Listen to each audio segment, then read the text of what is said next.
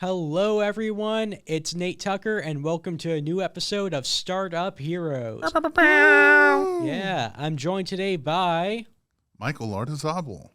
Christopher Wood / awesome dude 43. All right. We've got some really fun topics today about entrepreneurship because today is actually the start of Chattanooga Entrepreneurship Week. Yeah, it's super exciting, guys. So, This is why Nate doesn't usually do the intro. yeah, Because we're annoying. I'm sorry. So guys, tell us a little bit about what topics we're going to be talking about today. All right, we're going to be talking about Awesome Guy 43. Yeah, that's me. No, we're actually going to be talking about things entrepreneurs would find interesting. One, because that's what we talk about on this podcast. And two, because Chattanooga Entrepreneur Week. So we're going to be talking about some of the best advice we received on entrepreneurship. We're going to talk about surprising benefits of being entrepreneurs. And then what was the last one? Myths. Like green eyes. Like green eyes, exactly. That's He's not been real. proven. A myth, yeah, therefore. Great. So I'm curious for you guys. We'll start off with this. Best advice you've ever received from a real-life human being on entrepreneurship. All right, I'll start.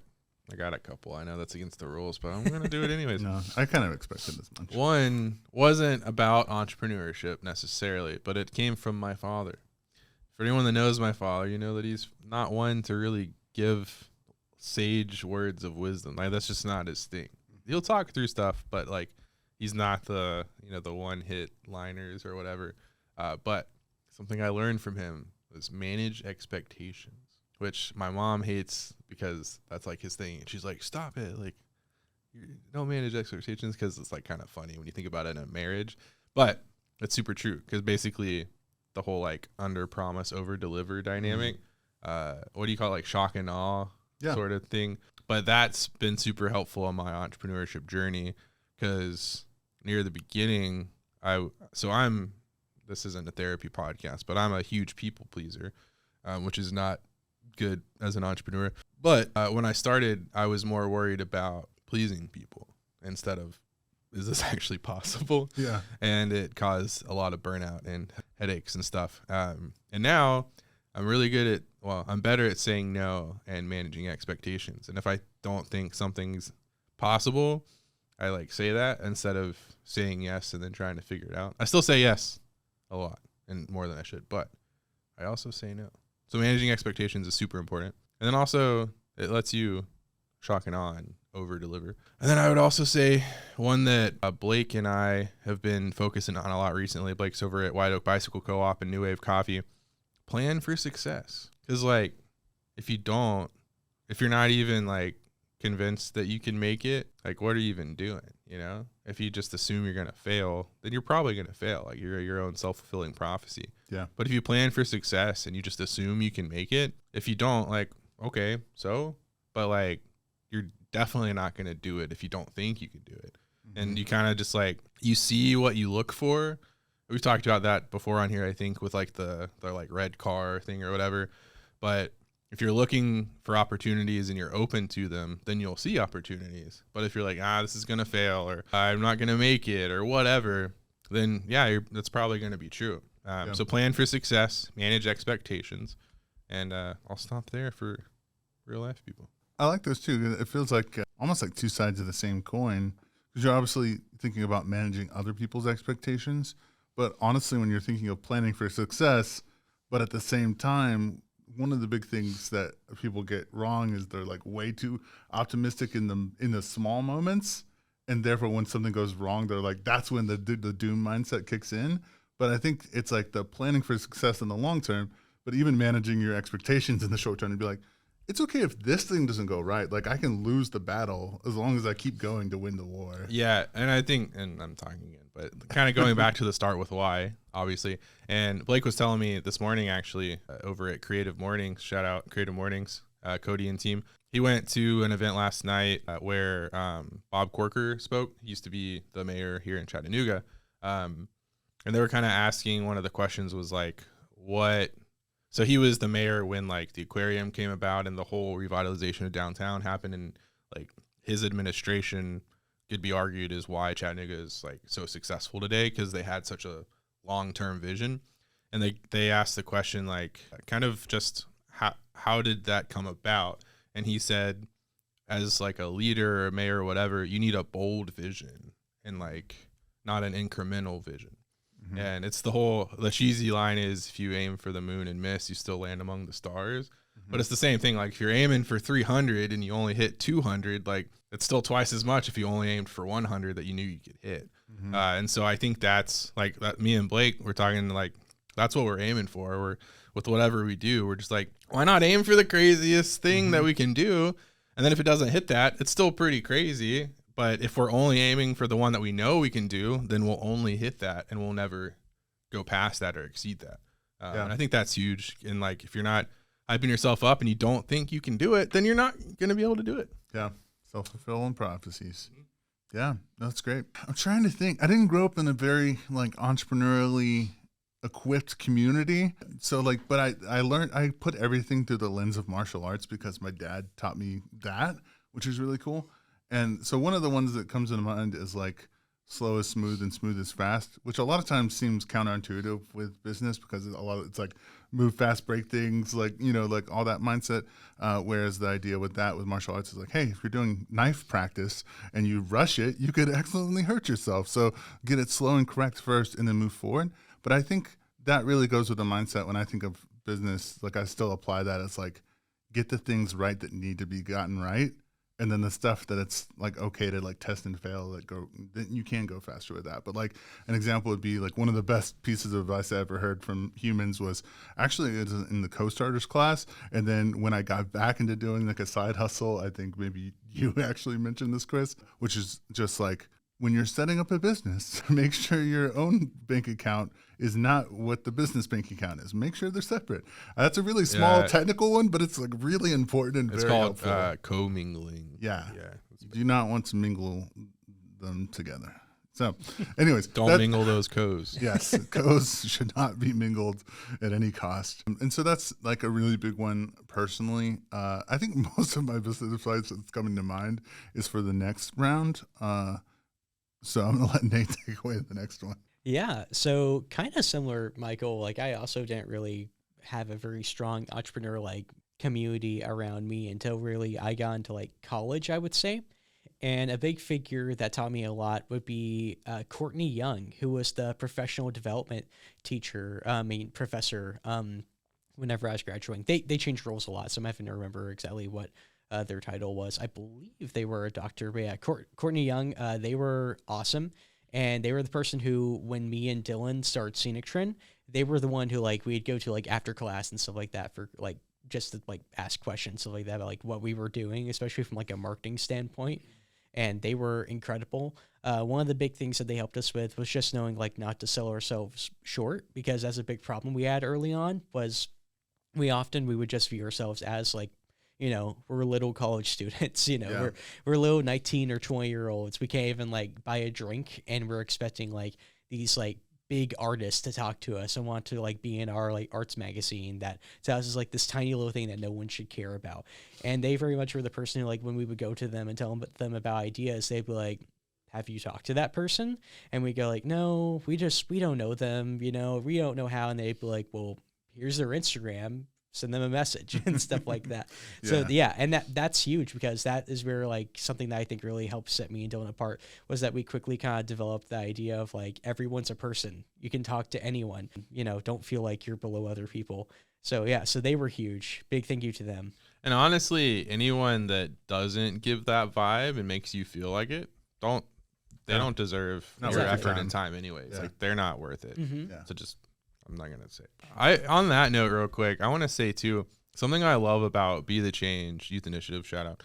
I'm copying Square One podcast now with a shout out. So shout out to Square One for the shout outs. You know, no, just being silly. But the line that sticks out from me that they say all the time to youth is basically like, we're not looking for leaders for tomorrow. We're looking for leaders for today. Mm-hmm. And like, especially with youth, like they don't have to wait until they're older, until they check a box to go ahead and start leading and making change. Yep. And like, you know, I'm about to hit the big 3-0. I'm going to be out of my 20s and I'd probably die next year. But, you know, I still feel... Chris is going to go swim with lots of sharks. So I don't like sharks. I still wear that imposter syndrome on my sleeve, and I still feel too young for a lot of the things I do. But also, I'm like, hey, mental Christopher, shut the hell up. Like, you're doing cool stuff, and like, it's pointless to kind of sit in that. And I think it's really inspiring to listen to Be the Change and how they talk to the students. And I kind of redirect some of that towards myself. And it's like, why do I have to wait for tomorrow to help make changes? And I can just do it today. And I think like with the stuff that we're doing and the people we're working with, and I think that's super important. And so kind of that's not necessarily entrepreneurial, but it also is. And Yeah. I think we've met with so many small business, nonprofit, creatives, artists, etc., that are like, oh, I wish I could do what you do. And I'm like, well, who do you think I was last week? Like, there was no magical transformation in which one day I was not the person that had a marketing manager, and then I was like, and that's the biggest one people tell me is, man, I wish I had someone that could do my social media. Like, you know how I did it? I started paying someone, and then Boom. that's how it works. And there's just this like line of, I don't know, suspended disbelief where they just can't get past it, and they're like, they can't imagine themselves doing X, Y, Z, when it's just like, just do it, you know? Yeah. I one of the things I always think about, like, I think I've made a lot of friends with not so much you guys. You guys have this like same mindset. Whoa, we're not friends? No. We are friends. I'm saying now. that. All right, now. I feel like I have lots of friends that are like negative Nancy's in some areas. Like they're really positive and solution minded in so many areas, but they are like, when it comes to the big dreams that they have, it's very hard for them to be like, that's possible. So one of the big things like I have adopted, and I try and like say it a billion times and hopefully it gets through, is instead of like, this isn't possible, or I can't see how this would work, you start asking like, okay, that's a thing I want. Yes or no. Don't worry if it's possible. And then asking like, how might I do that? And then like just the possibility of like, okay, if you had to come up with some potential ideas that could maybe move you in that direction, what would they be? And then often just that is like enough to spark something, you know? And then it's like, okay, if you can think of something, it's possible. Yeah, so we got to go to Creative Mornings this morning, like I said, and the speaker, his name is Jeff Greenspan, right? Mm-hmm. So he's a New York native that's in Chattanooga now, runs a comedy club, so he's a comedian. But he, back in the day, did these like crazy big art stunts and like put a bust of Edward Snowden up in New York and all these funny things. But his presentation this morning was like, I'm going to show you these projects that I did that were super just off the cuff. I didn't like, he's like, I still thought through them, but I didn't like plan out every single detail. We just like started working on them. And then when we hit a barrier, we just kept like, all right, how do we fix this? And they became wildly successful and went viral. And he was like, if I waited until I knew how to do it, it never would have happened. Yeah. He's like, I didn't wait to figure it out. I just started, and then I just figured it out as I went. And it was obviously aimed towards creatives, but it's super relatable to entrepreneurs too. Like, don't just jump into something. There's also the line of like, you know, I want to open a coffee shop, but I've never touched coffee in my life. Like it's possible, but you're making it really hard on yourself. But you don't have to wait for perfect before you can just start. Because that's when you figure out, okay, what are the issues here? You know, does this work? Does this not work? Oh, they liked, you know, the Jell-O and not the pudding. Oh, maybe I'm a Jell-O guy, not a pudding guy. You know, I don't know where I got that, but yeah, Jeff was really cool speaker and really inspiring in that regard, and also very funny. Like, just had me cracking up the whole time. But yeah, I think that's super important as an entrepreneur, is to not wait for perfect, to just start. And we talk about that a lot. MVP, lean startup.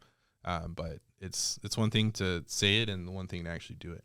Yeah. So now what we're going to do is we're going to share some of the best entrepreneurial advice we received, but from like books or podcasts, from people that maybe we don't have access to in our current circles, but are really the impactful. fake real people. The fake real people. They're real people, yeah. But we don't know them. Okay, rapid fire. Start with why. Lean startup. Start something that matters. Radical candor. Unreasonable hospitality. A bit of optimism podcast. How I built this with Guy Raz. Also how I built this, the book. We're going to go and do, what are the other ones? Jab, jab, jab, right hook. You've got infinite game. Leaders eat last. Basically just consume. And if it's a 300-page book, you might get 3 things out of it that are important and you kind of remember, and that's super great. And then you're going to read it again later and you'll be like, oh, I forgot about that. And then you read it again, you learn something else, because as a person, you're transforming. As an entrepreneur, you're transforming, and you're in different stages of life, both as a person, as an entrepreneur, as a leader, as a follower. So every time you go back to some of these books, like you can kind of glean something else from it that wasn't relevant or applicable before. Yeah, so those are kind of my dudes. So Simon Sinek, Gary Vee, Kim Scott, Will Guidara, Adam Grant, Brene Brown. Those people are who I super vibe with. And then I would also say Guy Raz's podcast was great for my mental health, because I learned that even the people that we see as like, oh, they are the, quintessential entrepreneur and the pinnacle of that, also either almost went out of business or did go out of business like 10 times, or had struggles and it wasn't perfect and it was hard and they had all these issues. It's like, oh, they're real too. And they didn't just do it overnight. Like the 10-year overnight success is real. And, people don't see that what's his name? The Rocky journey. Yeah. The Rocky montage. Yeah. They don't see the Rocky montage. They just see him beat the shit out of somebody. Yeah. Like, oh yeah, he just did that. Like, no, that guy's been running up and down stairs for 10 years. And this is just the culmination of that. So that's as a business, as a person, as a, a husband, a father, a son, whatever it is. So yeah, those people. And then, I think that's okay. So that was a really great list for people to go consume. Yep. So I'm just curious for like, what are 2 of the takeaways from one of those things that are like most impactful? Maybe your most go-to tools. Let's go-to tools. Or That's like hard to say fast. nuggets. Go-to tools. Honestly, anything Simon Sinek or Will Guidara say. Just they could spit out cheese and I'd use it as butter. You know what I mean? Like they're crazy cool. And Did you make that up, Chris? Yeah, you like that? That's good. Yeah, I don't even know what it means. I don't either, but it felt right. Sounds nice. I felt like it was from Mississippi. Like that's my Mississippi soul coming out and talking right there. I was possessed for a second. Yeah, actual advice. So I think it's more the mentalities that I can reference. I haven't read Start With Why in a while. It's probably time for me to like reread it again, and I'm just gonna flip out again. But just the Start With Why mentality, and like, I guess the general, concept you can glean from it is it doesn't matter what you do if you don't know why you're doing it. And it doesn't matter if you have the best what in the world. If you don't have something driving it forward, then it's going to die. And that's super important. And like entrepreneurship is cool, but also sucks. And it's really hard. And there's a lot of sleepless nights, and there's a lot of responsibility, and there's a lot of hard stuff. So if you're just doing it for the money, just go get a job. Like, don't do it for the money. There's so much better ways to make money. Like maybe long term it'll work out and that's cool, but no, go get a freaking job. But that's not why entrepreneurs do it, or at least the ones that stick around. They're doing it because they have some burning desire or burning passion or belief or ethics that's kind of like propelling them forward. And then unreasonable hospitality is basically people matter, people are cool. And if you can blow their minds, then they're going to be super happy. And that happiness, we as people are chemically programmed to release happy chemicals when we see other people getting happy. And I think that is a really cool testament to how we as humans are social animals and are built to be better together and not better or worse together. And I think that's a super inspiring thought, is that we don't have to have something good happen to us to be happy. We just have to see someone else get something happy done. Yeah. So love it. That's all I got. Nice. Thank you. For me, let's see. A recent one that's been really huge in my mind, which is, it really goes back to a lot of the same ideas in lean startup and things like that. But it's this idea, test, then invest, which, what's his face? Noah Kagan of AppSumo. And not Noah Khan. Not Noah Khan. Oh, that would be interesting. So test and invest. And this is the idea of, similar to MVP, go get real data from real people by giving them the actual opportunities. Like, get as close as you can to the real thing, and do this not just with a product every 6 months. Do this with anything and everything you're not sure about. So if you're trying to figure out what to teach for a free seminar, like we did recently, ask for people to say what they're struggling with. If you are trying to figure out what to title your book, test it with a bunch of people. I do YouTube videos, and I send, these guys know, I send like thumbnails to them. I'm like, hey, which one of these do you like? I'll do it with I send it to my wife, I'll send it to my other friends, and then What's your YouTube handle? it's my name, Michael Lardizabal. Cool. Follow him. And so it's really crazy. Often I'll think this is the perfect thumbnail, this is the one that's going to win, and then the one that everyone loves is something else. And it's like, wow, okay, like I'm too close to this. I need objective views. You want to speak on, maybe both of you can, on like how we did that with Coffee Break?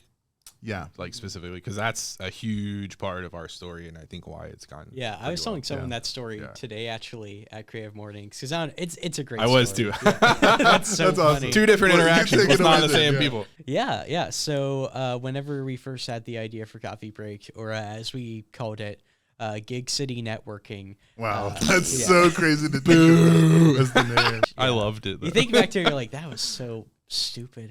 Why did it felt so good though? the moment we were like, we got it? Yeah, we thought we were so smart. Yeah, so we did basically a pizza party where we invited 40 or of our It friends. was like 50 or 60, I think. Yeah, it Because was we a did lot of people. Isn't that 15 to 100, 20 of 4 150, industries. 200? Yeah, 3,000 people. All of Thanks about- Chattanooga. 300 plus thousand people. One of Taylor Swift's whole audience to this pizza party. Yeah, anyways. Yeah, so we got them all to come get pizza with us at Fiamma. Shout out Fiamma. Fiamma. Yeah, so we got them all to go there with us, and we did a big sit down where we were just like, hey, like these are people from like all areas of life. Some of them are artists, they're affiliated with local arts, they're musicians, some of them are nonprofit leaders, some of them are business professionals, some of them are also like leaders of networking events. We got so many people in this room, and we asked like a bunch of questions about how they felt about networking. And some of the best feedback we got was one, that the name sucked, that we needed to change that. Oh, it hurt. Yeah, that felt bad. Yeah. And then the other big thing we heard was that people just hated the phrase networking. They hated the transactional nature that they associate it with. And that we really need to work to like dispel that if we were going to get some of these folks to feel comfortable in what we were trying to build. We also got to hear a lot about like the things that they wish that they had more of at networking events. A lot of things we heard were, if you're starting a networking event, please listen to this. We heard stuff like that. People felt like a lot of places got too cliquey. You'd go and everyone's in a circle. It's hard to get into conversations. It's hard to find people who you actually want to talk to, because maybe you're a nonprofit leader. You're going to a networking event because you need to find business partners to help fund the nonprofit you're doing that's literally saving the world. So you go there and everyone you talk to is just not who you're looking for. You know, they're all insurance salesmen, and that's great. We love insurance salesmen. Thanks for listening to this podcast. But that's not the kind of people that the nonprofit leader needs to talk to right then. And it's hard for them to kind of like weed out those folks. So we heard like, we need to like find a way to make it easier for people to find the people they're looking for. And just so many other like awesome pieces of advice and like ideas came from that. And that's how we were able to make Coffee Break. And so we started, when our first event had 70 people. Sounds right. Ish. Yeah. Yeah. Day one. Day Yeah. one. Day one. Day That's one. wild. Yeah. Mhm. And we've had at least that many every time. And we're about to hit our 6-month mark. Yeah. Mhm. That's And we've had crazy. at least 70, if not 80, 90 people every time. YC really is like the benchmark for success too, is it's not the same people. It's a different crowd every time. Like definitely we've got like our friends, and people. Does that we mean know they who are hate coming. us? They don't come back. Well, usually that like they're good? bringing they bring a friend or something like that, or like people are like the word is spreading. It's you know. definitely a very organic creature. And the word we get is like intentional, organic, on purpose. What other synonyms of intentional? I don't know. I think I've just heard intentional a bunch. Intentional. Not unintentional. Yeah. Not Non-accidental. Yeah. Unaccidental. Anyways, we digress. It's important to ask people that you want to interact with, or they're going to be your customer, your consumer, and be like, hey, what do you want? Because you're the one that's going to either pay me money or pay, like, show up or like make this valuable. Yeah. And so we were so convinced that Gig City Networking was it. We were so wrong. Yeah, and I'd say like another thing off of that is to like actually listen. Don't just ask and then like when they say something that maybe you disagree with, just go like, well, you know what you're talking about. Because we could have done that. We totally could have gone like, oh, you're too sensitive. We're going to call it Gig City Networking because that's what all of our business buddies say works, or something like that. And I think there totally are people who have done that. but we actually like took the time to listen. And because we did that, we got a product that has worked out so much better, even if on paper it might look more like messy. Cause you know, having networking in the name, it sounds like that's smart because it'd make it so much more like easier to like explain to people and stuff like that. Cause when you say coffee break, a lot of times people are like, well, what does that mean? You know, and then you have to kind of explain what you mean by community building. But the result that we found is you get like a conversation out of it. And it means that we create something that's more memorable to people. I think with that, like, I think we often act as humans correct to the environment that we're in. So if we're taught, hey, this is a transactional place, only like do the business cards. If they're a good fit, then talk more. If not, like, okay, bye. And then move on to the next one really quick. Like, that's how you're supposed to act at a networking event, right? But I think a big thing is the intentionality of leading the way with that. I won't say any names right here, but I've seen people at networking events that act that way, act networking eventy, but then I've seen them at coffee break and they're just like having a chill time, like having like deep conversations with people, laughing a bunch, like just having a good time. And that's really almost like a social experiment thing, you know, like getting to see that and say like, huh, like they were acting appropriate to the way people were expecting at a regular networking event. And then rethinking it with coffee break, it's interesting to see like it feels natural for them to act like chill and be just like make friends at coffee break. And that's something that I think is really, really interesting, that like anyone putting on any event, like ultimately ask the question of like, what do you want people to feel throughout the experience? And how, you know, just asking that question will lead to ideas that will help you be more intentional with that event. And it's crazy what that little change of just like being intentional in that aspect, it makes a world of difference. Yeah, that's so true, Michael. Yeah, y'all know like I am all about that. I'm always having like the nature versus nurture debates and stuff like that. I'm like a mega nurture guy, and I agree like very much like the idea of like people will kind of like fill the role that the space they're in like allows. People and, like, are gas. Yes. Yeah. People are gaseous. Yeah. They will, they'll fill what they're in as it like, yeah, is shaped for them. So yeah, I mean, I think we do that with Coffee Break, and the fact that like we have like a local musician, we have an artist, we have a nonprofit, we have a resource partner. And that's partly because, you know, part of our goal was that we want to have all those like people present and like showcase that. But also I think by having all of that, it immediately like lays out like in the environment, like this isn't just like an empty room, you know, this is a place where like things are alive, things are happening, there's things to look at, there's things to hear, you know, this is a place where people should be actively engaging. I think it immediately puts our like morals and like not morals, but values on display immediately. Like, oh, these people care about local stuff. They care about, you know, all of that. Just like immediately when you walk in. And I feel like, so obviously the intentional part is a lot, but the other part was, I guess that's kind of intentional too, but people said that they immediately felt welcomed when they came to our event because of this guy, Nate. And like the idea is to just keep that welcome feeling the entire experience from the second you walk up to, oh, that's cool local music that's playing. Oh, there's a local artist that's set up. Oh, there's a local nonprofit that I can talk to. Oh, there's a resource that might be able to help me. Like, and that is just even before the speakers began. Oh, and there's local coffee that I can drink, and there's local pastries that I can eat, and local, and that's cool. Mm-hmm. Yeah, I think some of the ways we've done, like, again, tips for anyone trying to do a networking event or anything close to that. I think some of the ways that we've been able to make that really successful as the person who's usually the greeter is because we automated a lot of the more like boring elements of being a greeter. Like we don't have like an RSVP system. We don't have like a, you know, like, hey, come over here, sign your name in. We have a QR code. You can scan it with your phone, keep walking, you know, and while you're scanning that with your phone, I can actively talk with you versus like, if you're ever like, stop what you're doing and like type something, you know, it's hard to actually like engage with someone speaking to you. We have like a lot of times a separate table where you go fill out your name tag and stuff like that. So, and I think because we do that, it means that you don't have people trying to talk to you while you're doing other activities.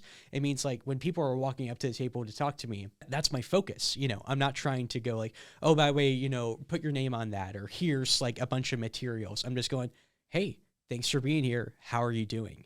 And then they can kind of do all that stuff on like their own time by themselves. I think that's huge. Yeah, 100%. So, I love that. yeah. So that was test and invest. So now, Nate, what was your advice? Yeah. So like little story time before I started college, or actually like right around like when I did Baby Nate. Yeah, baby Nate. Yeah, 18-year-old Nate, 7 years ago. Yeah, I was working at Food City. Shout out Food City. Just kidding. Not a giant fan of it. But yeah. So I was working at a Food City. I was a stock man, so I was like the corn stacker. Wait, before we go on, I take back my screech. Food City's actually been really chill to us recently, and we've been working on them in another thing, and they've been very, very cool. So I actually really like Food City. They're a grocery store. Yeah. But they're people too. They are people too. I appreciate that. As Be Caffeinated, we respect Food Thanks City. for supplying people with food. Anyway, so yeah, I was working at Food City. Nate's views not reflective of caffeinated. Fair. Okay, sorry, keep going. Anyways, yeah, so I worked at Food City. I guess clarification: different Food City, not all Food Cities. Call out the specific store number. A Food City in Northwest Georgia, Catoosa County, somewhere. Anywho, so I was working at a Food City whenever I was about to start college, and I really had not. Like, I didn't grow up in like a household where like my parents were not business owners or anything like that. My high school did not have a lot of business resources or anything of that sort. And I kind of decided I was going to get a marketing degree on very much a bit of a whim. So the only business books I had were, I went to Barnes & Noble one time with some friends and I got 2 books. One of them was like what's like that series where it's like yellow and black covers and it's like for dummies or something like that. Yeah. So I had like selling for dummies, because my perception of marketing was I'd wear like a suit and be a door-to-door salesman. That was wrong. But that was what I expected I was going to get into. And then I had How to Win Friends and Influence People. So I had those 2 books, and every like lunch break was just, I would go to the park across from the Food City and I'd just read. That was like all I did was just read those books like over and over again. And yeah, so How to Win Friends and Influence People, I think was like such like a massive like influence on just how I viewed like my career and how I viewed like the business world, because it immediately put me into like that mindset of like, this is all about people, this is about like finding ways to meaningfully like communicate. It's about like making sure that like I'm thinking about like my appearance, but not only from like a physical, idea, but from like the idea of like how I want people to perceive me, how I want to just come across, how I want to like make sure that I'm engaging with them. And just that it was massive. I actually revisited it recently. I found my old copy and dug it up. And it's just like really cool to look through like all the places where like I like highlighted, where it's like, okay, yeah, that's like a internal mantra, this like line of like, I think about that stuff still today. That's huge. Or like, what's one? Give us one. A big one, and I've heard you say this too, is the idea of like publicly praising and like, was it like privately criticize? Privately criticize. Discipline. Mm-hmm. Yeah, that's a huge one, and I very much like try to live by that. Is like, I don't think I've ever like walked into like the kitchen at BCAF after like a mistake's been made with the customer or something like that and gone like, who did this or anything like that. But I will send a lot of like private like text or Discord messages of like, hey, just want you to know this happened, not in trouble, just something that happened, and stuff like that. Versus like if someone does a great job, I try as much as I can to very publicly like say like, hey, that was awesome. That I don't know, to the point like I know some people don't like that stuff. I remember like I worked at Kmart at one point and I did like one of like the displays, and the manager like was heaping praise on me in front of everyone. I remember in the moment I felt kind of embarrassed by that because I was like, like I did my job. Why does this matter? But then, like, I don't know, at first I felt that way, but the more I talked to, like, the other people there, the people who were, like, oh, they're treating you so weird and stuff like that first, I learned, like, those people are the people who they didn't get praised because they didn't do their job, And I kind of, like, developed the idea of, like, this is positive, You should be getting praise in public. People should look at you and view you positively, and that's an important thing to make sure that you're following. You're doing great, Nate. Thank you. I love you. I love you too. Anyways. Enough of that. So, next one. I love you too. We love you. Surprising benefits of entrepreneurship. So do maybe one big one that people aren't expecting, and then maybe like a small one where it's like, this is so small, but it's really fun.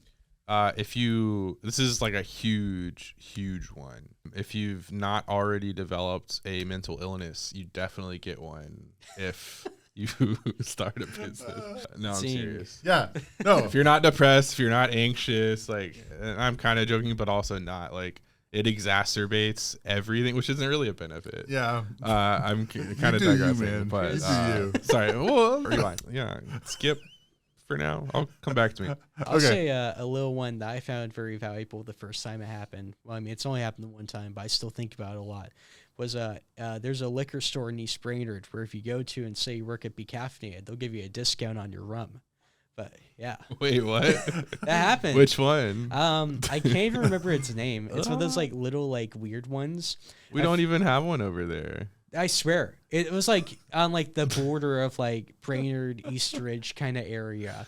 But yeah, I forget why Is we it went there. Tropical Island? Maybe? It's over by Aldi? Maybe. I think it had like a Tropical Island vibe or something like that. Yeah. Because I remember I went in, I had my BCAF shirt on, and the guy asked me, like, you work at BCAF? This is like a weekend of working at BCAF. I was like, yeah. And he's like, oh, okay. Well, I love that place. You're getting a discount.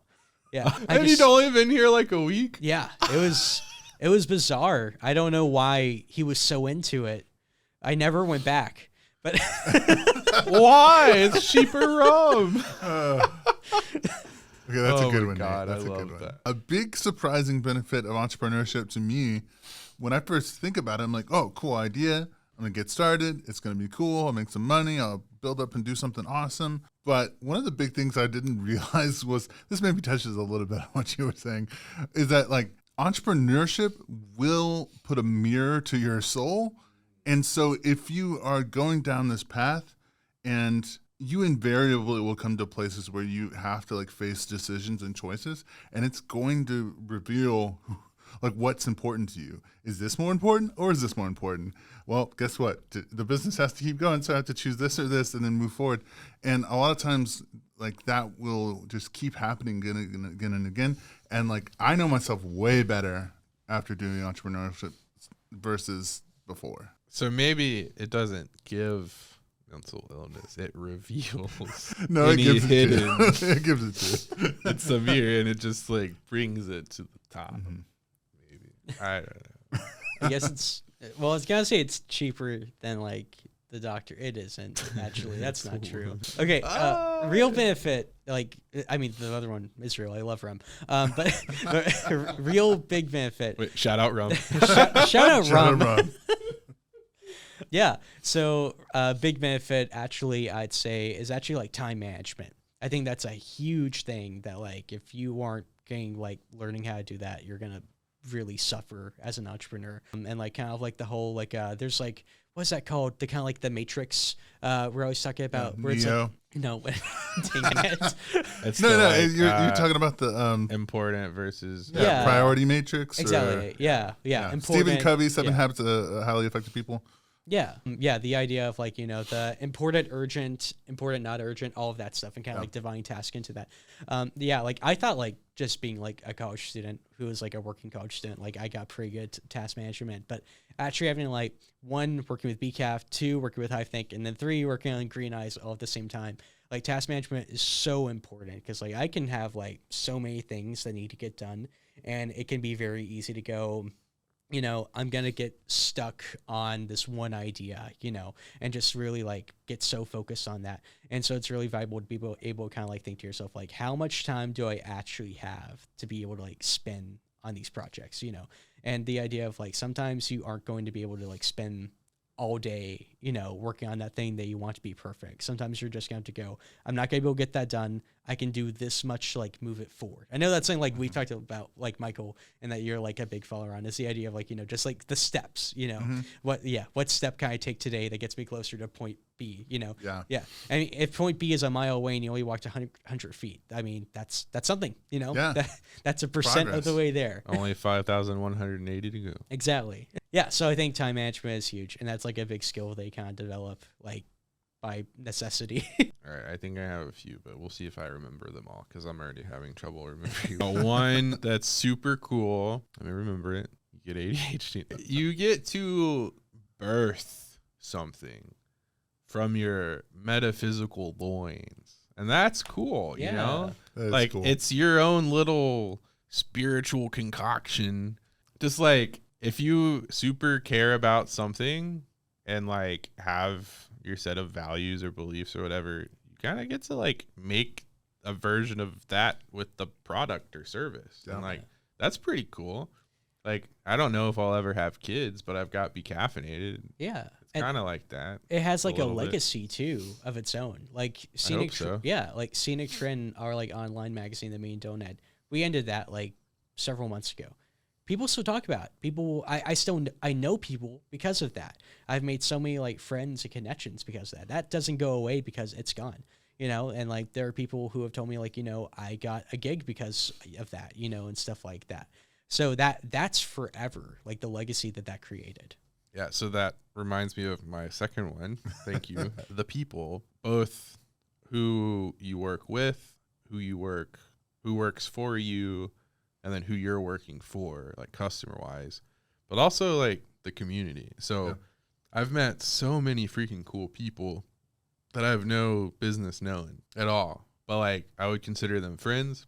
A lot of them I look to for support. They look to me for support. And it's this really cool, like, scooting each other's butts up together to get up the cliff. I'm thinking of that scene in Emperor's New Groove when they're, like, falling down and they're like, doo, doo, doo, you know. I don't want the context. Just leave what you said. Yeah. When you're itching your butt up, you know. Yeah, I think that's cool. And there's so many cool, people are cool.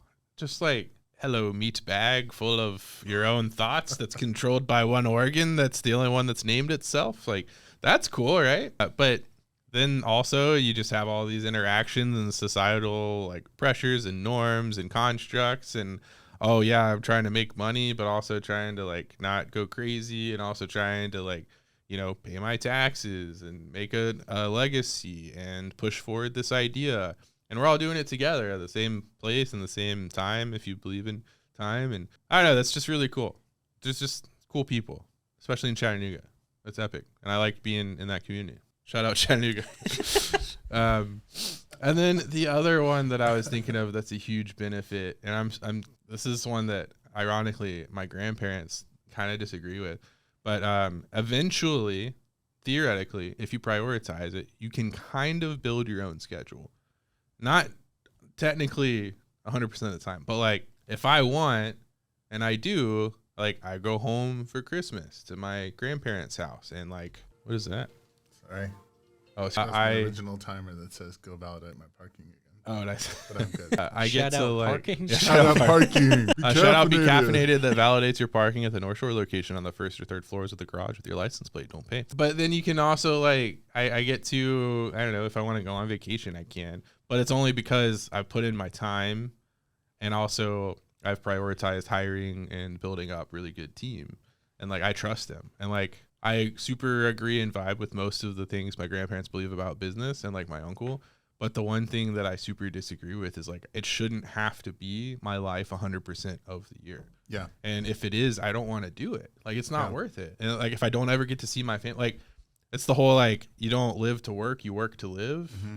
I don't want to do it if I don't get to see my family and see the people I love, spend time with them, have at least something fun that I get to do. And I don't think like that makes sense. So my grandparents are like, are you able to like come down? I'm like, yeah, because I freaking care about you and like, I'm going to make it work. And if it doesn't, then I'm going to figure out how to make it work next time, you know? Yeah. And I think that's huge as an entrepreneur is like, and like the first bit, like me and Doug didn't really get to do anything other than sling coffee.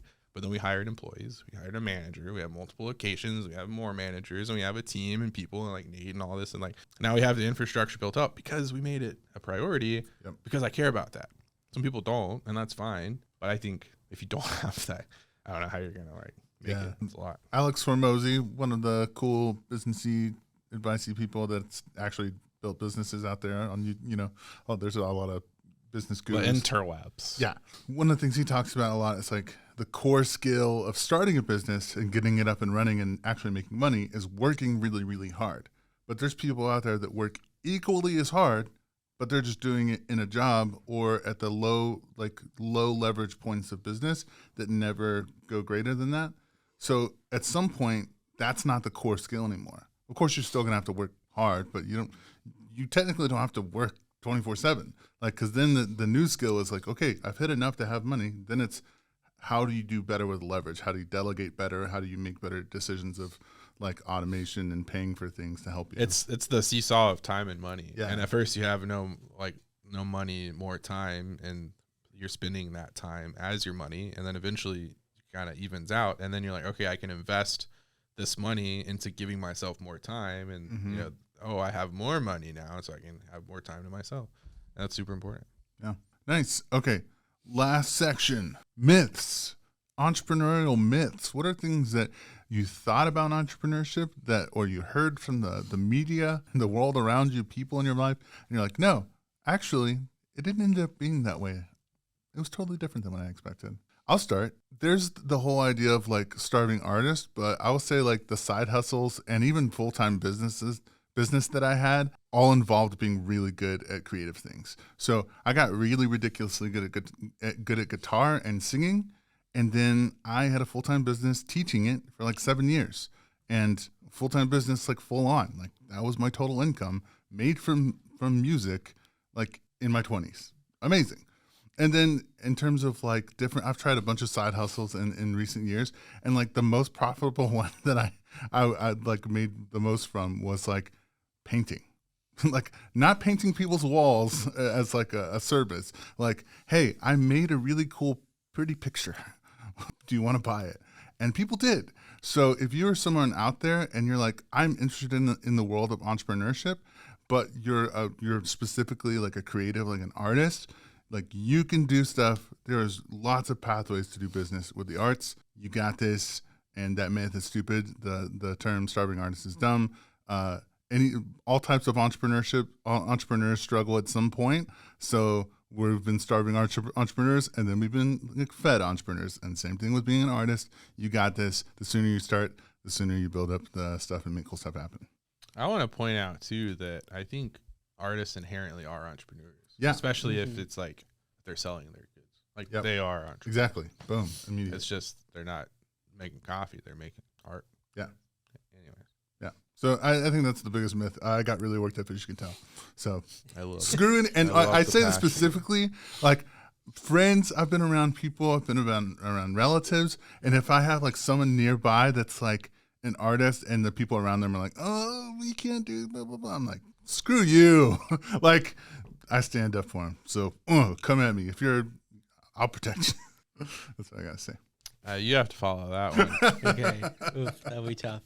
Yeah. So I would say a big one is that being an entrepreneur doesn't mean that you're like cutthroat, like Wolf of Wall Streeting. Yeah. Dang it. I want to use that one. That's a good one. Yeah. It doesn't mean like the perception I think a lot of people have of like you're constantly looking for like the next dollar, and like you're so focused on like the whole like, you know, like I'm a shark, you know, I'm going out after them. It's a dog eat dog world. That's not how it works.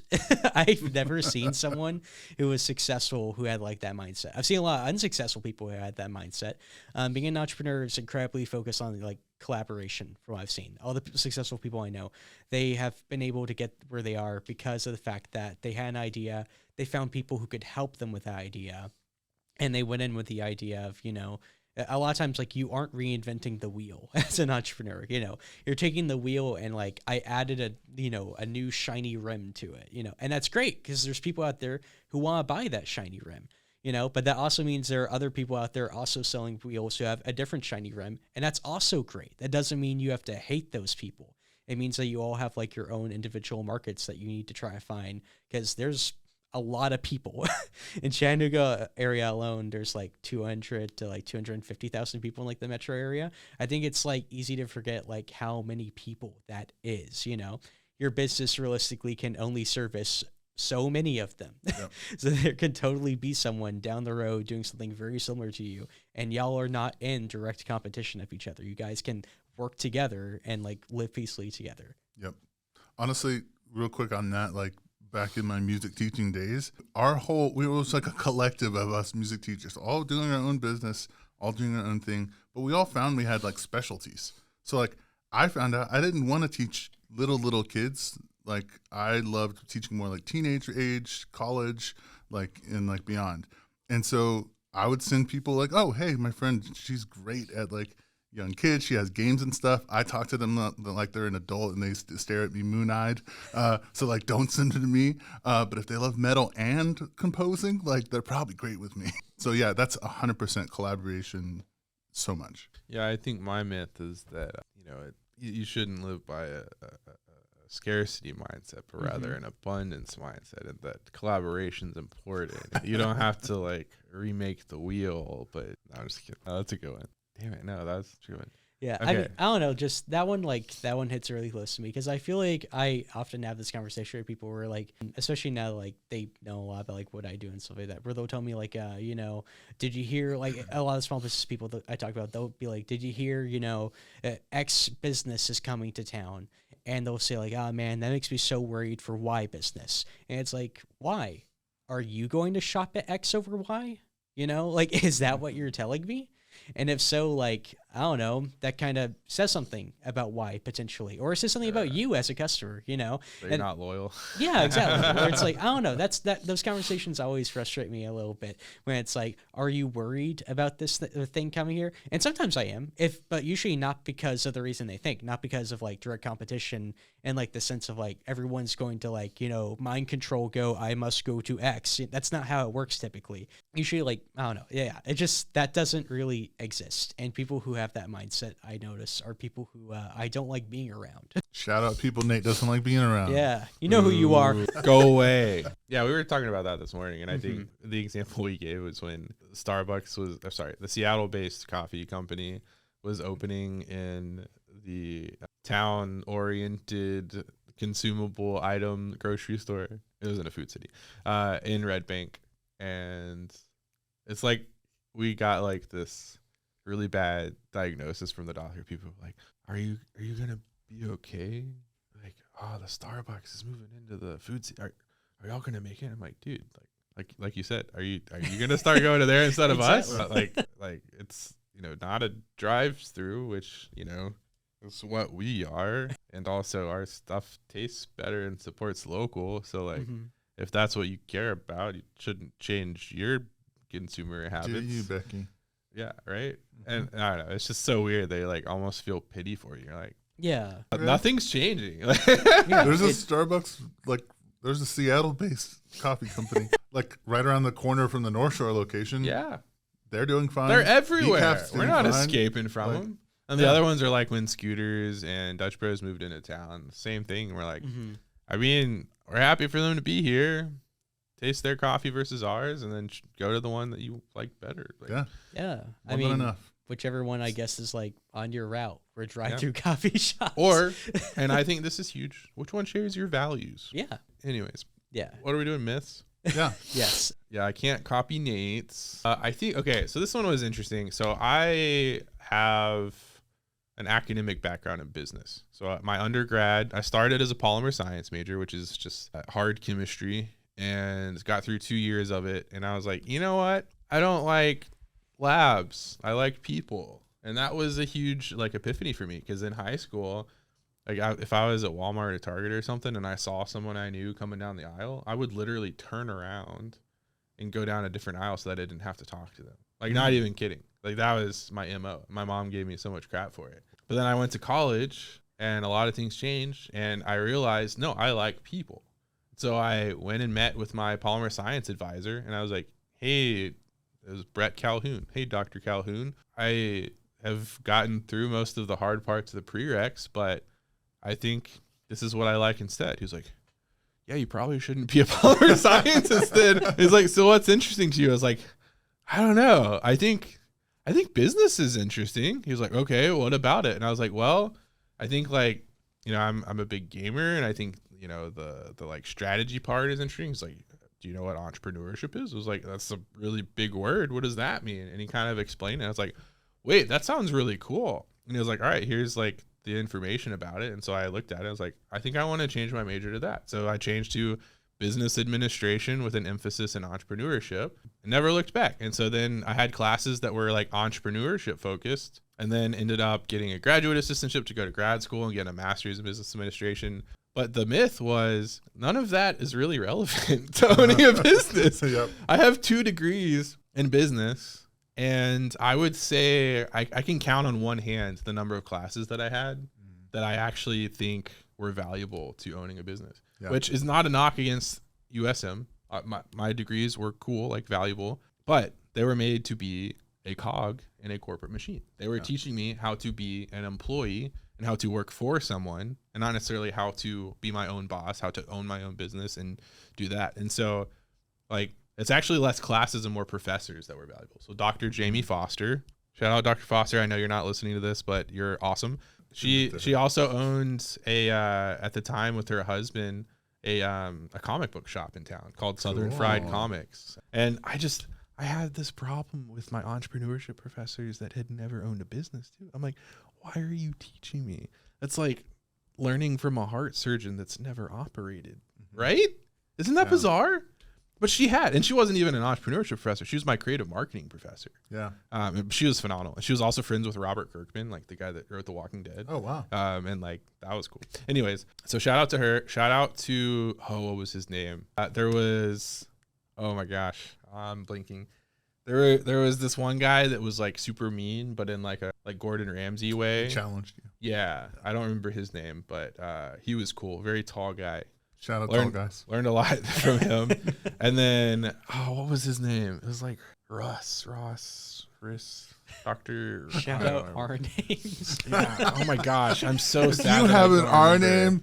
We really value you. Thank you for watching. But he was like the opposite. He was the nicest guy I've ever met and just like a beam of sunshine as a person.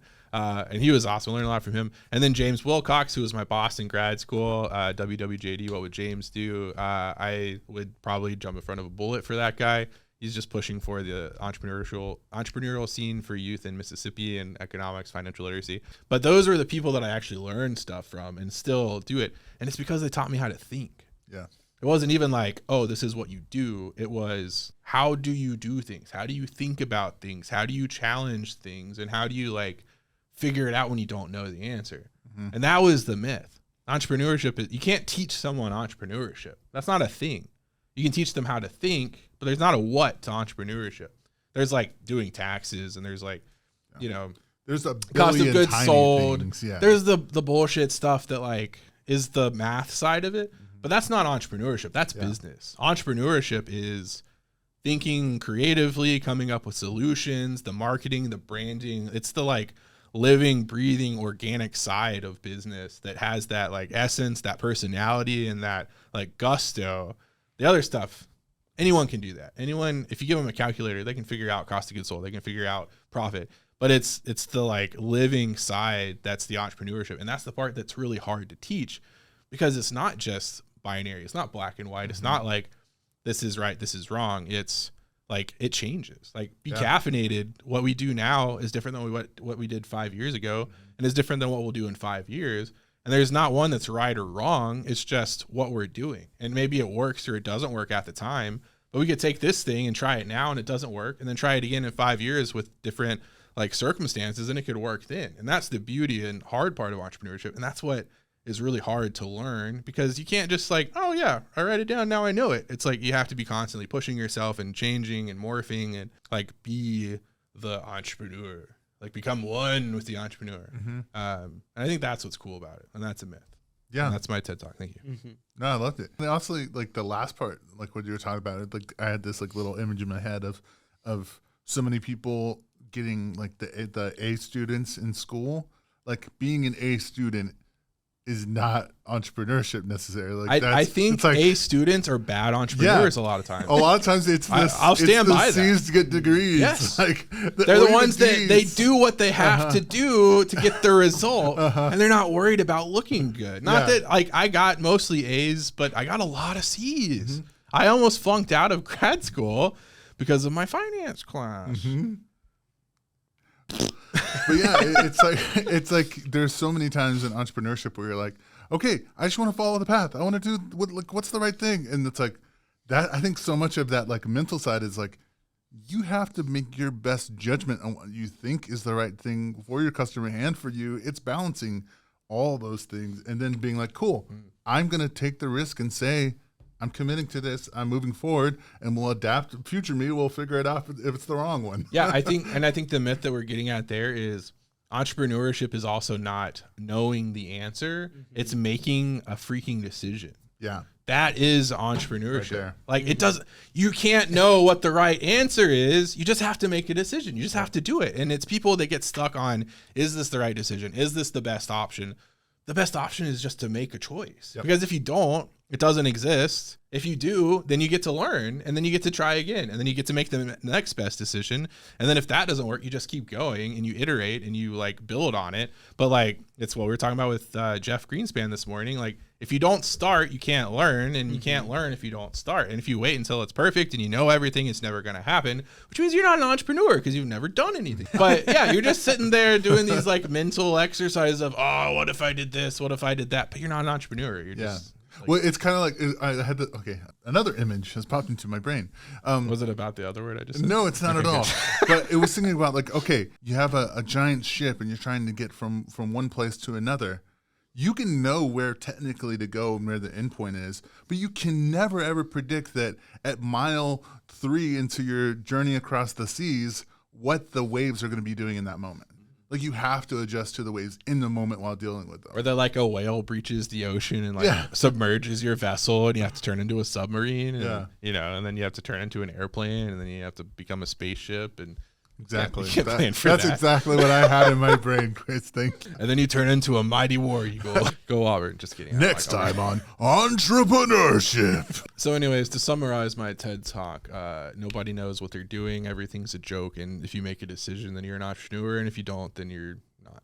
Yeah. That's my hot take today. I really like it. Because I also have thought about this for myself, not only with entrepreneurship, but with art, which is be willing to do the extra work. Meaning, just like a maze, it's okay to go down the path that's a dead end. It's not wasted time. It's teaching you there's a dead end there. And as long as you keep track of what you've learned and you don't forget your lessons, like, then you can not go down that same path again, and you keep moving forward. And like, same thing with like, okay, I did a whole painting and I hate it. What did I learn about why I hated it? Yep. Now I can do the next painting and like not hit those same mistakes. Whether or not I end up loving the next one doesn't matter. Like, keep going. It's like Maze Runner when they like go out and they're mapping the labyrinth. Like, the only like I love that example. Entrepreneurship is just a never-ending labyrinth, and you're mapping it constantly, and that's the decisions you're making. And it's not lost if you record that map because you learn more information. But if you move on to the next area and you forget what the last area looked like and what you learned from it, and then you're too worried about getting to the next area, you're blind to where you're at, and you forget about where you've been, then like, what's the point? You're just going in circles, and you like, oh, I've been here before, but how did I get here? Like, yeah, because you're not like being intentional and thinking and like learning. You're just going just like a little jellyfish in the ocean, just following stimuli instead of like actually being smart. Yeah. Shout out jellyfish. Go jellyfish. Yeah, I had dinner last night. I taught people what nematocysts were, so that's fun. You should look up Okay, real quick, and then we'll be done. So jellyfish sting using what's called nematocysts. They're a harpoon-like, almost like creature on their tentacles. And so there's this thing called a nidosat, something like nidosis, something like that, CNI something. And it's like a trigger, like a pressure trigger. And when you touch it, it activates the harpoons and they shoot out and get you. And that's how they like venomize you. And that's what sting is. Wow. So it hurts really bad because they're like microscopic harpoons into your body. Dang. Yeah. Anyways. And that's been Startup Heroes. No, so if you learned one thing, the jellyfish thing. Yeah. But no, like to actually sum up and get off our ADHD train, entrepreneurship is crazy. There is no right answer. The infinite game tells us that even if we're the best coffee shop today, we might not be tomorrow, and we definitely weren't yesterday. And so you're not chasing after the what's, you're pushing forward your why, and you're learning, you're making decisions, you're moving forward, and you're not letting what if it's not perfect get in the way of how can we learn from what isn't perfect. Yeah. Boom. Cool. All right, guys. Have a good day. Yeah. Have a good Mic one. drop. Chris drop. Thanks for listening to Startup Heroes. Nate drop. Thank you, Nate Chris. drop. Okay. See you next week. Oh, real quick. Coffee break this Friday, May 3rd, 8:30 to 10 at TVFCU Southside. Find the information at www.tvfcu.edu. www.happycoffeebreak.com. Again, Yes. www.happycoffeebreak.com. We also have, because you asked for it, you didn't, a second coffee break in May 10th. We haven't announced the location yet. Because it's a secret. It's a secret It's to a us. surprise. But we're going to have Red Bank High School students that we've been teaching this year that are artists. They're going to set up art booths and have them for sale. And business students, they're going to do like a Shark Tank competition for cash prizes sponsored by the Red Bank Signal Mountain Chamber of Commerce Council. Damn. Be there or be square. And we all know what those shapes do to the world. See you soon.